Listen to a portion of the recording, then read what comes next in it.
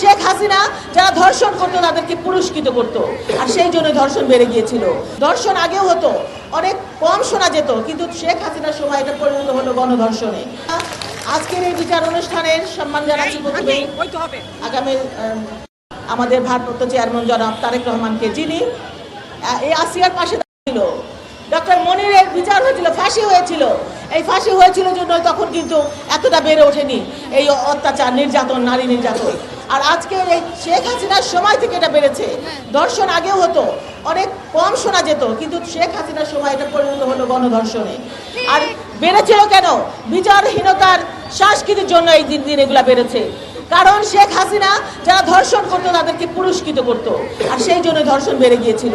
তাই এখন এই উপদেষ্টা মণ্ডলীতে যারা আছেন, আমাদের প্রধান উপদেষ্টা সহ আমি বলবো যে আপনারা এর বিচার করুন। আমরা এই বিচার চাই, এই আসিয়ার বিচার চাই, এবং আসিয়ার যে বোনের শাশুড়ি তারও বিচার চাই।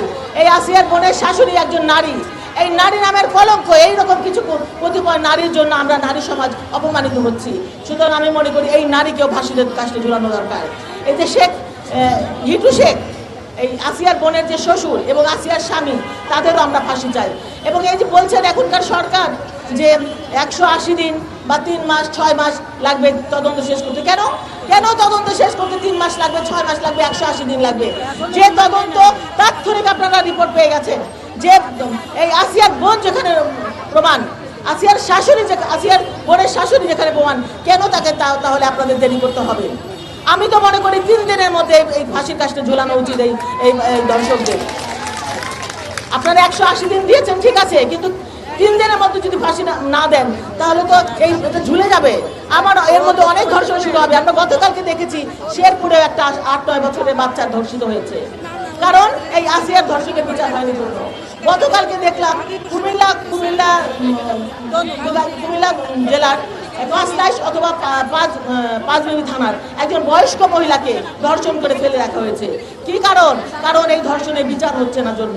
এগুলো বেড়েই যাবে। সুতরাং আমি বলবো অনতি বিলম্বে এই ধর্ষকদের বিচার করুন। আমি দেখেছি গতকালকে ইয়ামেনে শিশু বাচ্চাকে ধর্ষণ করার জন্য 2 জনকে একদম জনসমক্ষে মৃত্যুদণ্ড কার্যকর করলো, যেখানে হাজার হাজার লক্ষ লক্ষ মানুষ তাকিয়ে দেখলো এই 2 জন ধর্ষককে মৃত্যুদণ্ড কার্যকর করা হলো এত মানুষের সামনে।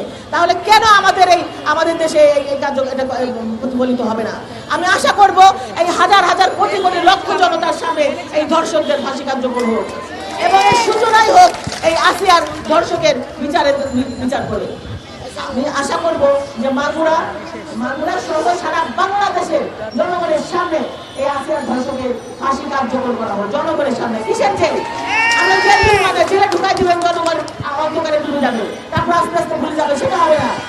আমরা জেলখানায় বিচার চাই না, আমরা চাই জনসমক্ষের বিচার, আমরা চাই জনগণের সামনে ফাঁসি বিচার। সুতরাং আমি এই সরকারকে আশা করবো আপনারা অনেক বিজ্ঞ, আপনারা এই জনসম্মুখে এই ফাঁসি কার্যকর করুন। এই আসিয়ার ফাঁসি যদি কার্যকর না হয় তাহলে আবারও প্রতিনিয়ত ধর্ষণ বেড়ে যাবে, প্রতিনিয়ত নারী নির্যাতন বেড়ে যাবে। আমরা নারীরা নির্যাতিত হয়েছি। আমার বন্ধু আক্তার বলেছে আমরা নারীরা নির্যাতিত। আমরা নির্যাতিত হই না, হতে চাই না। আমরা চাই যে নির্যাতিত পাশে দাঁড়াতে, এবং আমরা যেন পাশে দাঁড়াতে পারি এবং বলতে পারি যে কে আছিস, আয় সামনে আয় যুদ্ধ কর, আয় দেখি কত বড় সাহস। আমাদের সামনে আসার সাহস কেন? আছে ছোট ছোট বাচ্চাদের নির্যাতন করতে, এদের লজ্জা করে না? আসলে আসলে আমার বোনরা বললো এদের আসলে নির্যাতন করে ফাঁসি দেওয়া উচিত। মানে ধিক্কার জানাই।